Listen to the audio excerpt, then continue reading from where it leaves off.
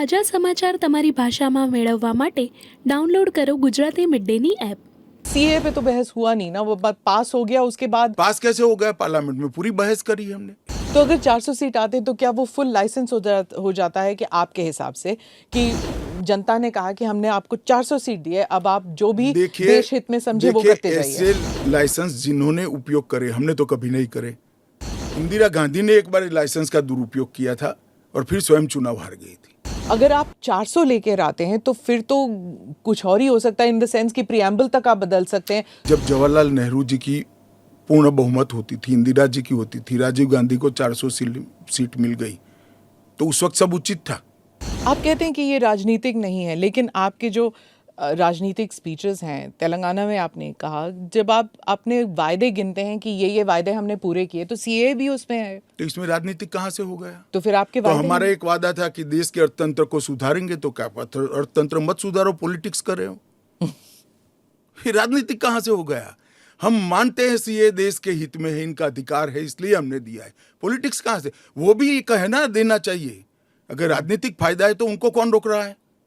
पर सीए पे तो बहस हुआ नहीं ना, वो बात पास हो गया, उसके बाद पास कैसे हो गया? पार्लियामेंट में पूरी बहस करी हमने। तो अगर 400 सीट आते तो क्या वो फुल लाइसेंस हो जाता है कि आपके हिसाब से कि जनता ने कहा कि हमने आपको 400 सीट दी है, अब आप जो भी देश हित में समझे वो करते जाइए। ऐसे लाइसेंस जिन्होंने उपयोग करे, हमने तो कभी नहीं करे। हमने तो जनता ने जब जब आशीर्वाद दिया, बड़ी जिम्मेदारी के साथ देश चलाया, चाहे अटल जी हो चाहे नरेंद्र भाई। इंदिरा गांधी ने एक बार लाइसेंस का दुरुपयोग किया था और फिर स्वयं चुनाव हार गई थी। तो इसका भी मैकेनिज्म पड़ा है ना। जो लाइसेंस का दुरुपयोग करेगा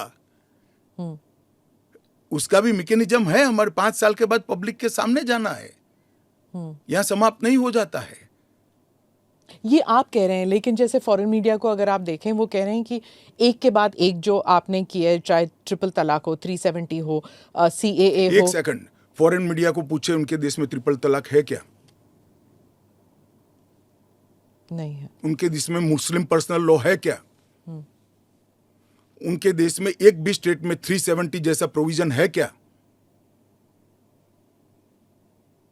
पर हमारे में हिंदू लॉ भी तो है, सक्सेशन लॉ है। इसका नाम हिंदू लॉ है, वो देश का नागरिक कानून ही है। फिर मैं उसी सवाल पे आती हूँ, चाहे सीए हो, यूसीसी हो, या यूसीसी नहीं, सीए हो, या फिर 370 हो, ट्रिपल तलाक हो, ये सब आपकी मेजॉरिटी की वजह से ये सब स्मूथली हो गया। अगर आप 400 लेकर आते हैं तो फिर तो कुछ और ही हो सकता है, इन द सेंस कि प्रियम्बल तक आप बदल सकते हैं, सोशलिज्म हटा देंगे, सेक्युलरिज्म हटा देंगे। हमारे संविधान की रचना करते वक्त ये सारी चीजें बहुत सोच समझकर बनाई गई हैं।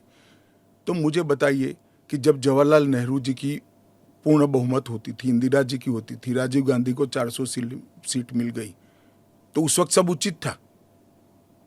नहीं था ना, इसीलिए तो उन्हें हटा दिया गया। तो हम भी नहीं करेंगे, उचित नहीं करेंगे, हम संयम नहीं रखेंगे, सेल्फ डिसिप्लिन नहीं रखेंगे, तो हमें भी बदल देंगे। ये तो कोई तर्क नहीं हुआ। देखिए, नरेंद्र मोदी के पास, इस देश के प्रधानमंत्री के पास 10 साल का ए ग्रेड पास्ट रिकॉर्ड है और 25 साल का प्लानिंग है। 25 साल का प्लानिंग उन्होंने बनाया है कि 15 अगस्त 2047 को भारत पूर्ण विकसित भारत होगा। और उन्होंने पहली बार सरकार की मदद से नहीं, देश के 130 करोड़ लोगों को आह्वान लेकर संकल्प करा है कि सभी लोग जुटे, और ये 25 साल भारत को महान बनाने के 25 साल है। और मुझे बड़ा गर्व है कि मेरे नेता के आह्वान पर पूरा देश आज इस संकल्प से संकल्पित होकर अमृत काल के लिए तैयार होकर खड़ा है।